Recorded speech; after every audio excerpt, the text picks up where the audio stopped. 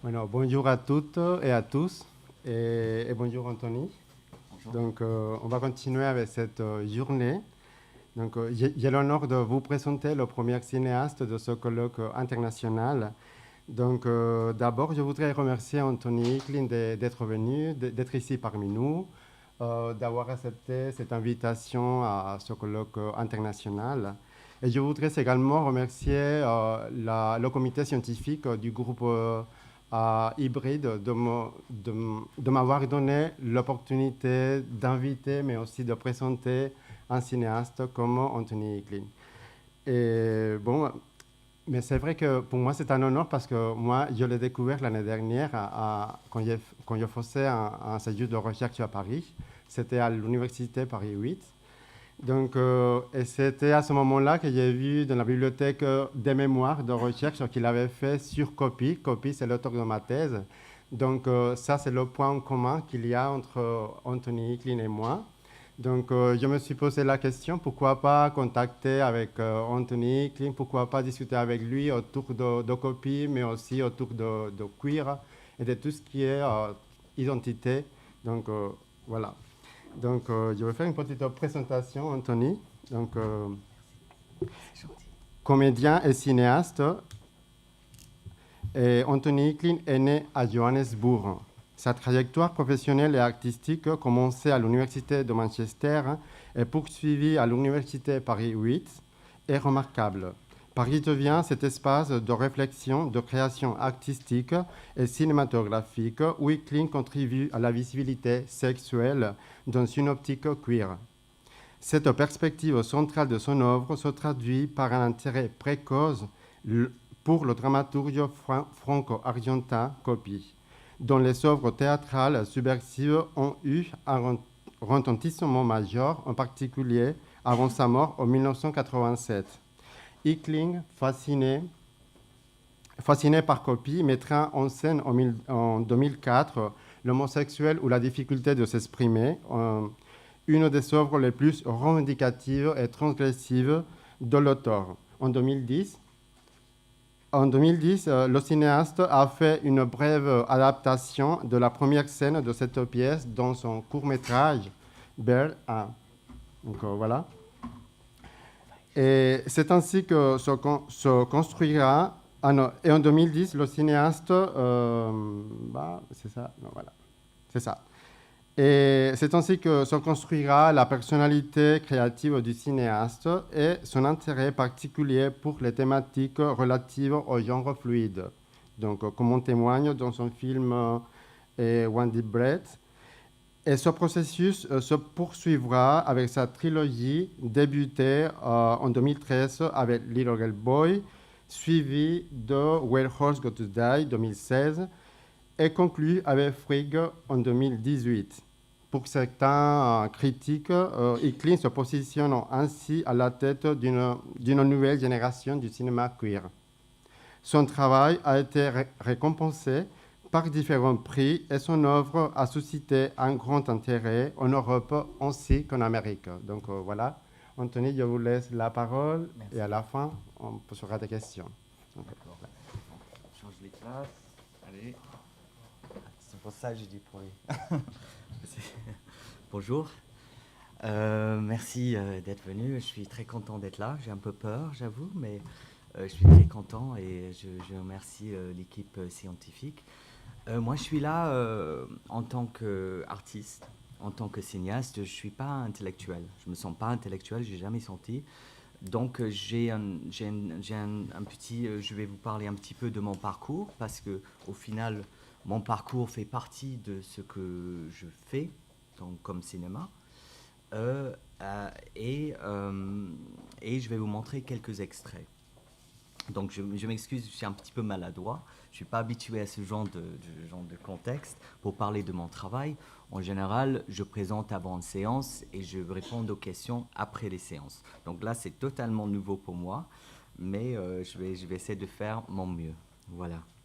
Donc, premièrement, je voulais juste dire, quand j'ai rencontré Henri, il y a un mois ou 2 mois, une des premières questions qu'il m'a posées, ce que je trouvais assez drôle, c'est que est-ce que tu es queer? Donc, depuis 8-9 ans, je me revendique comme artiste queer, comme cinéaste queer. Et c'est vrai que je réalise que personne ne m'a demandé si je suis queer. Donc, je dis, tiens, bah, est-ce que je suis queer en fait? C'est une question que je me suis posée à moi-même, même si je revendique un cinéma queer. Dans tous les cas, je me suis dit que en tant que jeune, et même aujourd'hui d'ailleurs, je me suis toujours trouvé sur la marge.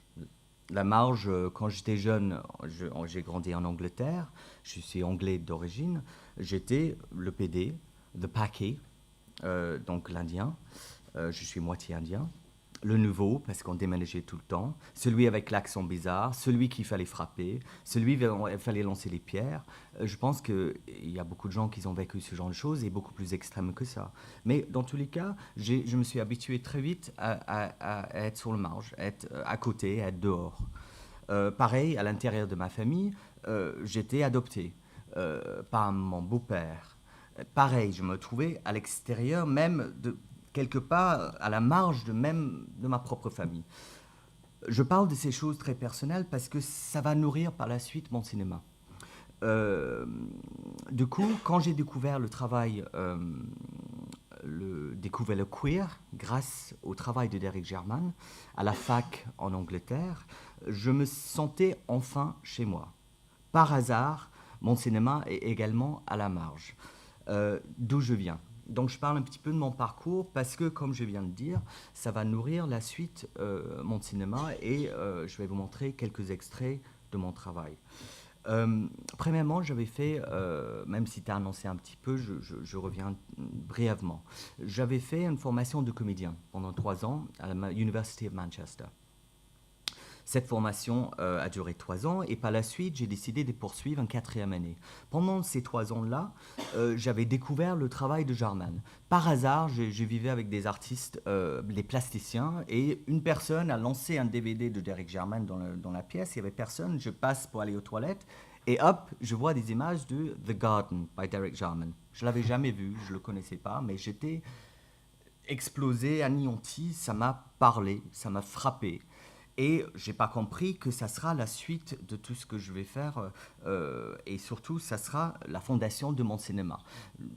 Pour moi, une des raisons pour laquelle je fais de cinéma, c'est parce que j'ai vu ce film. Ça me parlait, ça me frappait.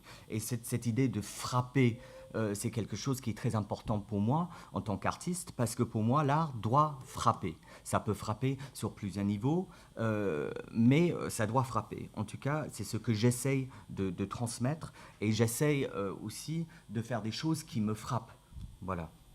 Donc, j'ai fait cette formation, j'ai travaillé 4e année sur Derek Jarman, du coup, et grâce à lui, j'ai découvert le queer. Derek Jarman, bien sûr, artiste, cinéaste, peintre, scénographe, première personne de fait son coming out en tant que séropositif, mort de sida en 94, dernier film bleu, il a fait Caravage, Sébastien, The Garden, etc. J'ai commencé à faire une recherche sur lui, mais surtout il faut dire que tous mes années universitaires, c'était vraiment le but, ce n'était pas de... C'était bien sûr de réfléchir, mais c'était surtout d'apprendre et de manifester ça artistiquement, de faire des choses concrètes d'artiste. C'était jamais de devenir prof, ni de devenir intellectuel, mais c'est de manifester artistiquement. Donc pendant cette 4e année, j'ai commencé à faire des performances dans lesquelles, sur les performances queer, les performances qui traitaient mon sexualité, la découverte de ce que j'étais en train de comprendre, c'est-à-dire le queer et le fait que j'étais homosexuel ou queer. Et j'ai commencé à faire des performances dans lesquelles je ne savais pas que j'étais en train de commencer mon cinéma, mais dans lesquelles je commençais à ajouter des images filmées qui faisaient partie de ces performances-là. Du coup, j'ai commencé à faire ce travail-là, j'ai terminé les 4e année, hop, je suis allé à Londres, j'ai bossé comme comédien pendant 6 ans, dans des choses tout à fait classiques de Shakespeare à Joe Horton, à Tchekhov, etc., etc. Et puis, histoire de cul, j'ai rencontré un mec à Londres, et puis hop, je suis allé à Paris, je me suis inscrit, je me suis retrouvé très rapidement sur une mise en scène de copie, l'homosexuel aux difficultés de s'exprimer, que je ne connaissais pas, mais ça correspondait totalement avec mon travail sur le queer. Donc, après avoir inscrit à Paris 8 en master, département de théâtre, j'ai décidé de travailler sur copie. Copie qui correspondait totalement avec la recherche que j'avais déjà fait auparavant. Le queer en France. Du coup, j'ai commencé la recherche et cette porte queer, grâce à le travail artistique sur copie, mes lectures, le porte ouvre vers ce qui était queer ou ce que j'étais en train de comprendre, le travail de cinéastes comme Lionel Sucaz avec Rasdep, Jenny Belair, Marie-France, Le Phare, Guy Ockingham, Act Up en 89, bien sûr Foucault, parfois appelé le père des pensées queer, Deleuze, Antoine Artaud, Théâtre de la Cruauté. Donc toutes ces choses-là m'ont commencé à me nourrir. Et surtout, j'ai commencé à regarder et à voir ce qui était queer en France, ce que j'ignorais auparavant. Et puis, il faut dire, pour terminer avec cette parcours, il faut revenir sur l'idée que c'était toujours, l'objectif pour moi, c'était toujours performatif. L'idée, c'était toujours de manifester cette recherche artistiquement. Donc pareil, à Paris 8, c'était la mise en scène, c'était copie, qu'est-ce qu'on peut faire avec le corps, comment on peut travailler le queer à partir de la performance, etc. Et petit à petit, jusqu'à doctorat, j'ai continué à intégrer des films. C'était pas vu comme des films, mais en tout cas des images filmées dans mes performances. Et petit à petit, ces bouts de films commençaient à devenir les courts-métrages. Et ces courts-métrages, j'ai passé 7 ans à Paris 8, ces courts-métrages commençaient à devenir des films. Et puis, je suis arrivé au bout de 5 ans de ma thèse. Mon directeur de recherche m'a dit « Anthony, soit tu termines ta thèse là, ou soit vous faites vos films. » Sans hésitation, je suis allé vers le cinéma. Je me suis inscrit tout de suite pour faire une école intensive de cinéma et j'avais déjà fait 4-5 courts-métrages justement sur le travail de copie, sur un cours j'appelais Queer Jeanne sur Jeanne d'Arc queer, etc., etc. Du coup, j'ai quitté la fac pour faire mes films, ce qui m'intéressait, et bien sûr mon cinéma. La raison pour laquelle je vous parle de tout ce parcours-là, parce qu'au final, la comédie, la performance, l'intérêt dans le peintre, la recherche sur le queer, les cinéastes que je vais rencontrer, les cinéastes dont je vais apprendre comment ils ont travaillé, qu'est-ce qu'ils ont fait, Sucaz, j'ai évoqué tout à l'heure, qui bossait souvent avec des philosophes, Rémy, qui bossait aussi avec Coupi, Jenny Belair jouait dans ses pièces. Il y avait tout un réseau, en fait, Rémy Lange, qui faisait son cinéma sur son coming out avec Omelette, etc. Tout ça m'a appris des choses. Et puis, je quitte la fac, et puis je commence à faire mes films. Donc, j'y viens. Le premier film, c'était Little Gay Boy Triptych. Donc LGBT, c'était le premier parti de trilogie. Il faut préciser que ce premier film est lui-même divisé en 3 parties. Donc il y a le triptyque qui est Little Gay Boy, divisé en 3 parties, mais un film. Deuxièmement, on a Where Horses Go to Die, j'ai délibérément gardé le titre en anglais. Et puis le troisième film, Frigg, qui est lui-même aussi en 3 parties. Cette idée de triptyque, c'est quelque chose, je me pose la question moi-même, pourquoi je reviens vers ces triptyques. Je pense tout simplement pour moi, il y avait un lien fort avec la peinture se retrouve dans mes films, et cette idée de triptyque me parle, me frappe, et ça revient. Voilà, donc je vous dis un petit texte, je vais dire juste le petit the plot de Little Gay Boy, juste pour vous donner une idée. Je vous montre déjà la bande-annonce et puis un petit extrait. Donc, c'est un film qui raconte la vie d'un jeune homme, JC, un jeune homme queer, je devrais dire. Il s'agit en fait de 3 cours pour parcourir le chemin de croix de JC, donc Jean-Christophe ou Jésus-Christ, de sa conception à l'accomplissement de son destin et à l'affirmation de son identité. Il faut dire que mes œuvres sont faites sans moyens, c'est un cinéma underground. J'ai pu construire mes films grâce à une famille cinématographique qui consiste des artistes tout à fait queer, souvent parisiens parce que c'est là où je vis, mais parfois anglais dans le sens que des gens avec qui j'ai fait des performances auparavant en Angleterre sont participés aussi dans mes films. J'évoque aussi le cinéma, en tout cas le cinéma j'évoque les familles cinématographiques qui m'a frappé parce que j'ai essayé de construire quelque chose dans la même manière, c'est-à-dire d'Eric German quand il a commencé. On peut parler de Bruce Labrousse, Schroeter, en France, Lionel Soucaz et Rémi Lange, qui ont fait leur cinéma aussi également sans moyens. Surtout au début, German, bien sûr, il a eu de l'argent de le BBC, etc. plus tard, mais au début, il y avait vraiment ce sentiment d'artistes qui s'est réunis pour créer. Des artistes qui n'ont pas les moyens et qui n'ont pas le système derrière. D'ailleurs, ça c'est aussi un problème en France. Le système, quelque part, n'autorise pas que je fais les films que je fais. Ça me bloque, au contraire. Donc c'est savoir contourner le système pour y arriver. Ce que j'ai fait en prenant en référence à certains artistes qui l'ont déjà fait. Donc, je vous montre la bande-annonce et puis un extrait de Little Gay Boy pour comprendre un tout petit peu mieux. Voilà.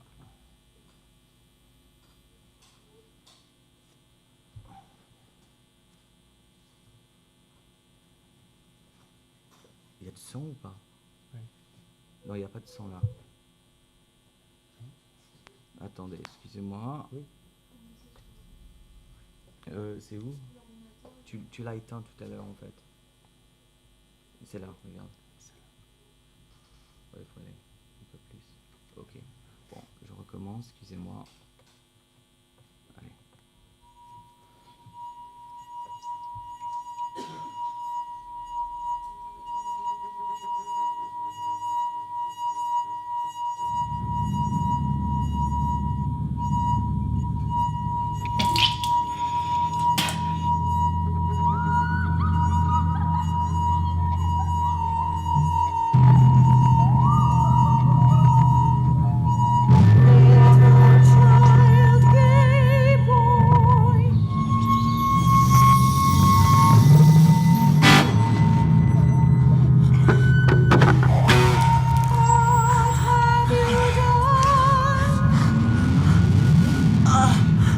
Papa, je t'aime.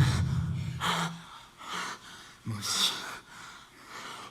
Trying to live and trying to learn, your battle can't be won. Voilà. Pardon, je vais juste vérifier là. Ah oui, c'est déjà 17 ans. Ok, bon. Je voulais juste dire que je ne savais pas que je ferais un triptyque au début, à l'époque. J'ai seulement commencé à travailler. J'ai commencé à travailler la première partie de cette œuvre, qui est l'Annonciation, ou la conception d'un Little Gay Boy. La deuxième partie, c'est Little Gay Boy, Christ is Dead. Et puis, la troisième partie de ce film est Holy Thursday.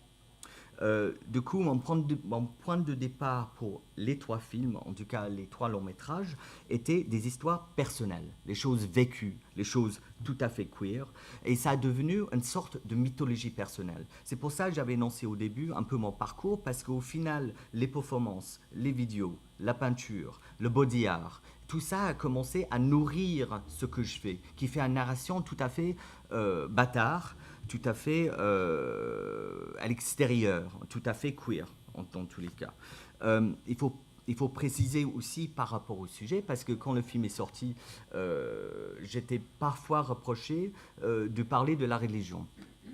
Sauf que moi, j'étais très impliqué dans la religion chrétienne, je voulais même bosser pour l'Église quand j'étais plus jeune, et du coup, la violence de ça faisait partie de mon propre histoire. Donc c'était inévitable de faire un film sur mon passé sans parler de la religion. À un moment que j'étais en train d'essayer de comprendre ma sexualité, de comprendre ce qui était queer, etc., j'étais en train de vivre dans l'Église. Donc, c'était pas une question de on peut pas le faire parce que Pasolini en a déjà parlé. C'était je parle de mon passé et ça fait partie et c'était violent et c'était abusif et j'en parle. Voilà. Je passe tout de suite à un extrait parce que je vois que le temps passe et moi qui pensais que j'avais énormément de temps. Donc, je dis juste, c'est le parti de film, c'est dans le deuxième partie avant le renaissance de Jean-Christophe, où il meurt. Et c'est son chemin de croix, c'est le fin de son chemin de croix après avoir vécu des scènes abusives pendant le deuxième partie de film, et c'est le fin de deuxième partie. Il y a un peu de sang, donc je ne sais pas si de body art, Donc s'il y a des gens qui ça pose un problème, je vous signale maintenant. Et un peu de...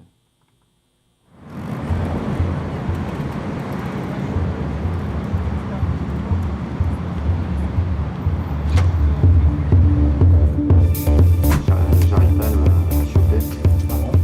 Bonsoir. Bonsoir. Qu'est-ce que je peux faire? Je vais prendre un demi, s'il vous plaît. Tu peux poser tes affaires derrière si tu veux te mettre à l'aise.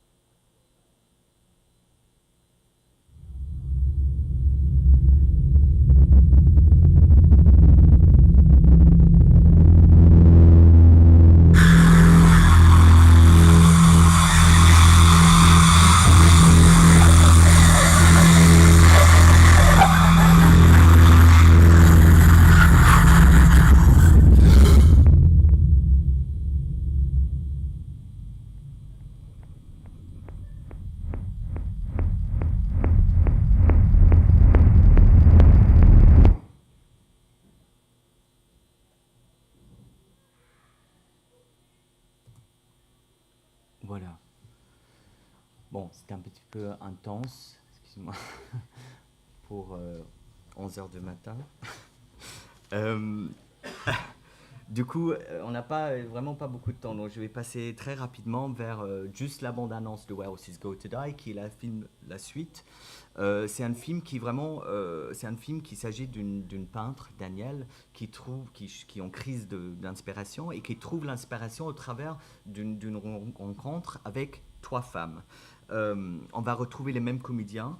On va trouver les histoires personnelles, c'est toujours le point de départ, mais quelque part, c'est la transition entre Little Gay Boy et Frigg, je ne savais pas à l'époque, mais finalement, c'est le film de crise. C'est un film de crise, c'est ma propre crise.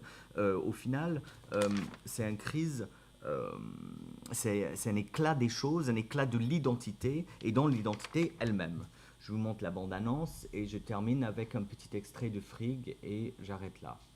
Donc, Frigg, la bande-annonce. Venez à moi. Venez à moi. Ça fait longtemps que tu fais... Que j'ai fait la pute? Oui.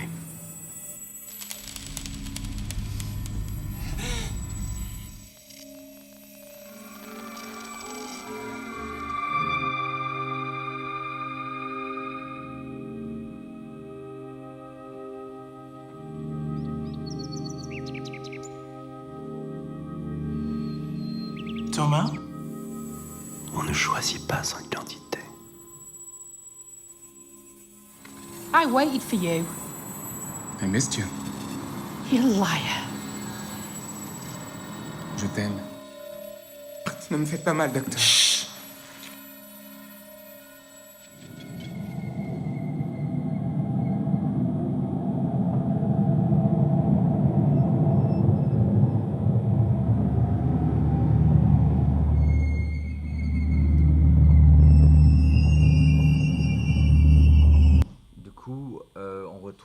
Je raffine un petit peu l'image. Je pense qu'on voit bien le saut entre les deux. Dans tous les cas, on retrouve la peinture, la performance, on retrouve la même chose, mais je commence à comprendre un peu plus et j'essaie de maîtriser un peu plus. Il y a toujours cette quête d'identité, mais comme je vous ai dit, c'est l'artiste qui cherche l'inspiration et au final, je réalise avec le temps que ces trois personnages, c'est mon identité, c'est mon passé en fait, au final. Bon, je passe les dernières parties du triptyque et j'ai fini. En gros, ce Frigg fait le boucle. Frigg, pour moi, c'est exactement le même film que Little Gay Boy. C'est-à-dire, dans Little Gay Boy, on commence avec une espèce de naturalisme. La mère pute.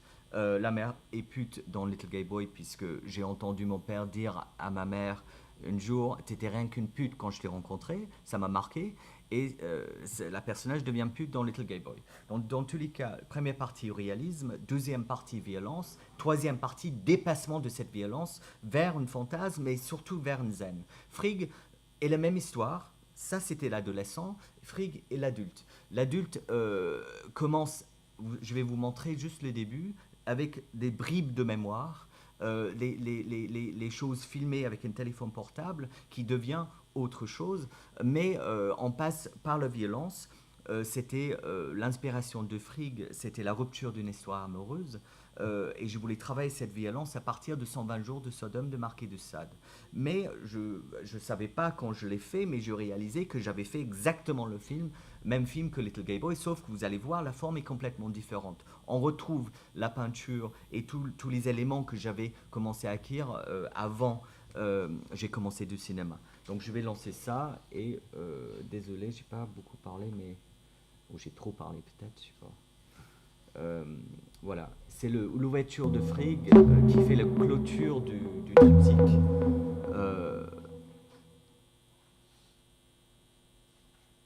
Et pareil, c'est en 3 parties. Love, shit et sperme.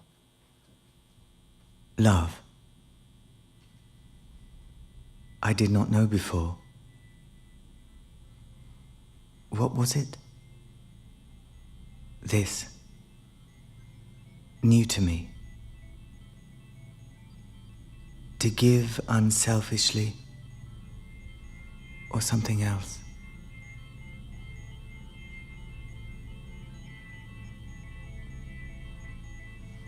You came for me at the party.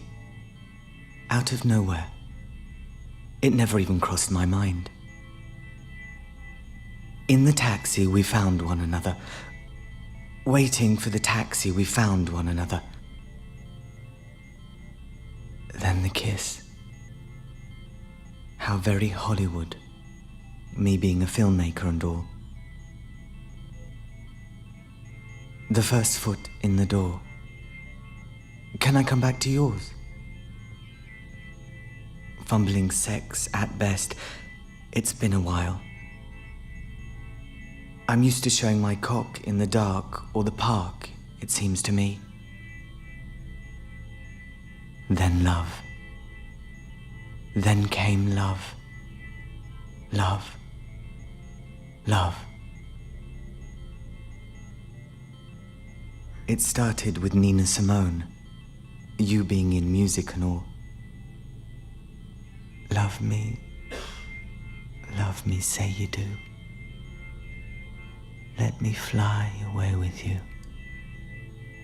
With your kiss, my life begins.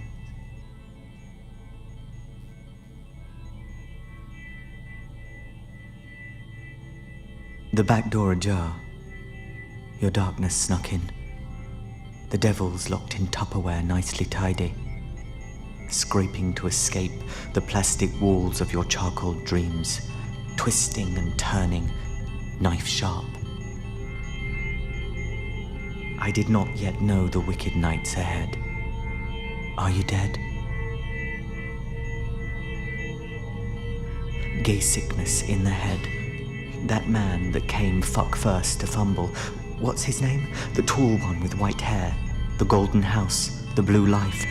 The hunger too, like you. The endless correspondence with the friend.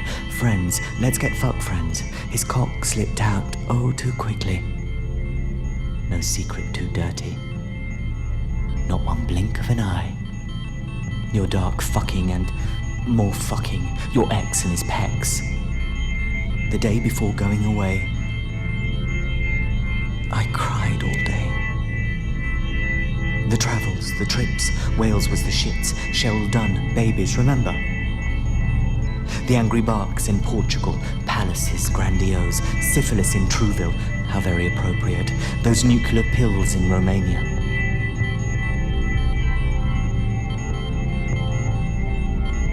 Your magical ability to hear the slightest sound. A pin drop. That kebab shop. The machine next door at mine. Round and round and round I'm found. Vomiting.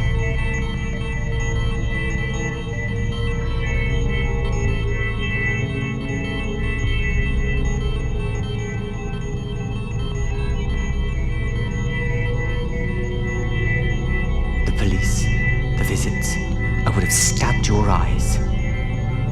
Anyway, then came the shit. More shit. Anyway, then came shit. More shit.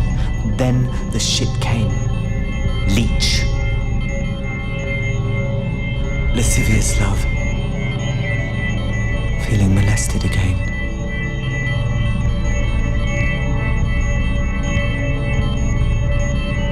Taste I've acquired with age. Love. Sort of. Is this love? Your childish smile bites me. Profoundly. Deeply. No going back now. This is love. My love.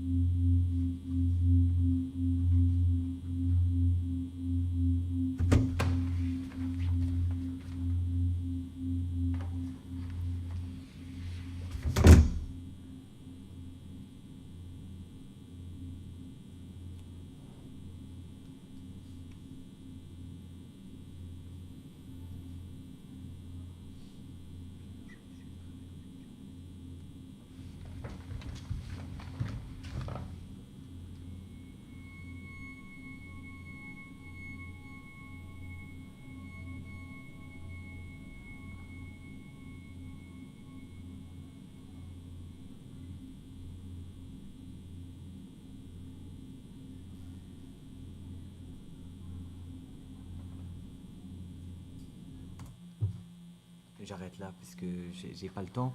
Juste pour vous dire que le danseur que vous avez vu dans l'extrait de Little Gay Boy, du coup, c'est la personnage qui devient le protagoniste dans ce film-là. Et puis là, il va descendre vers l'enfer petit à petit pour faire renaître comme dans Little Gay Boy. Et puis voilà, le fin de trilogie. Merci beaucoup pour votre temps et bonne journée. Bah, Je vous remercie, Anthony, de cette présentation de ta naissance d'une trilogie queer. Donc, je vous laisse s'il y a des questions pour Anthony. Quelqu'un va poser des questions par rapport à ce que vous avez vu. Donc, oui. Et il y a aussi un micro. Si il y a quelqu'un qui veut. Et, Tu veux... Attends. Je vais donner. Bah, ça va, je suis un handicapé.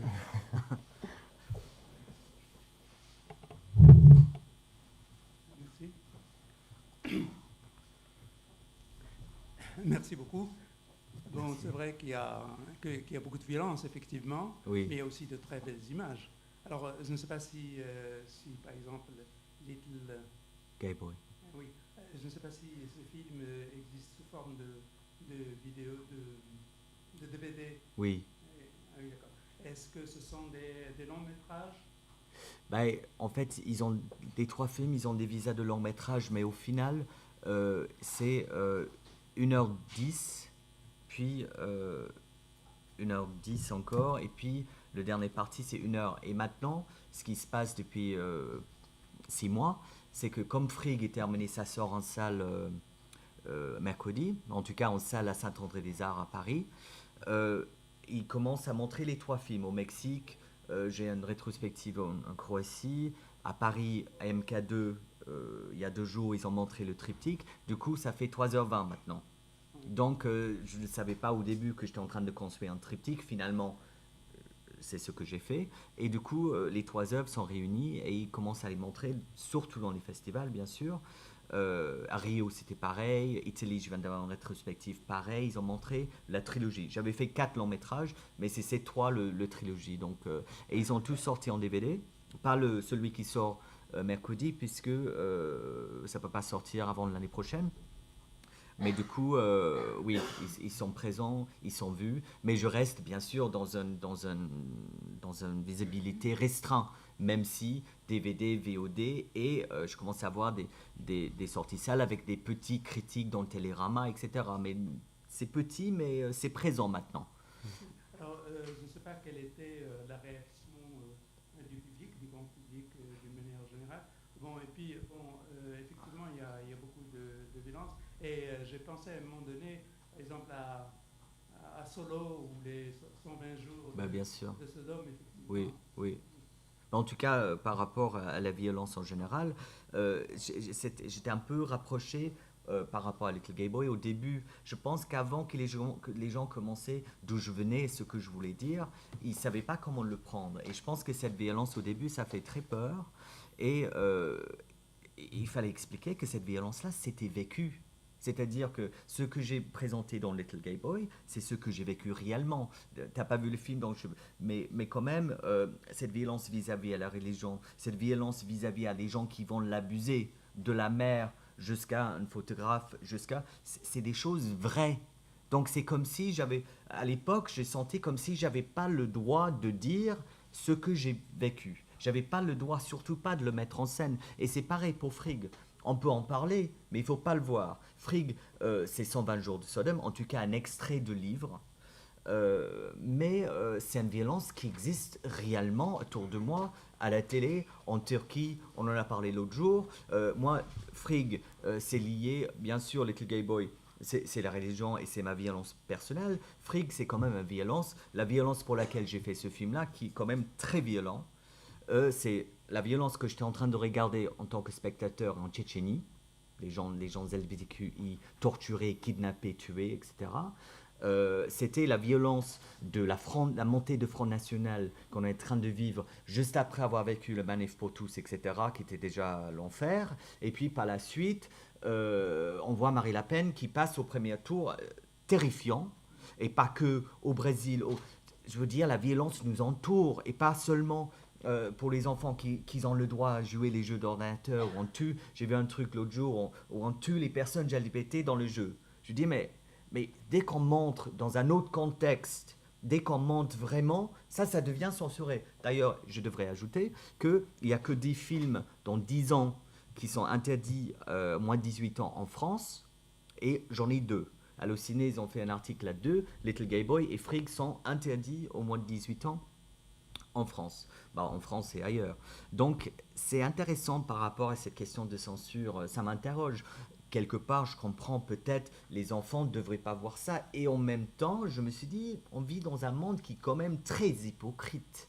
C'est très paradoxal, quoi. Donc, au final, j'ai fait pour moi ce qui était juste et ce qui était vrai. Et à partir de là...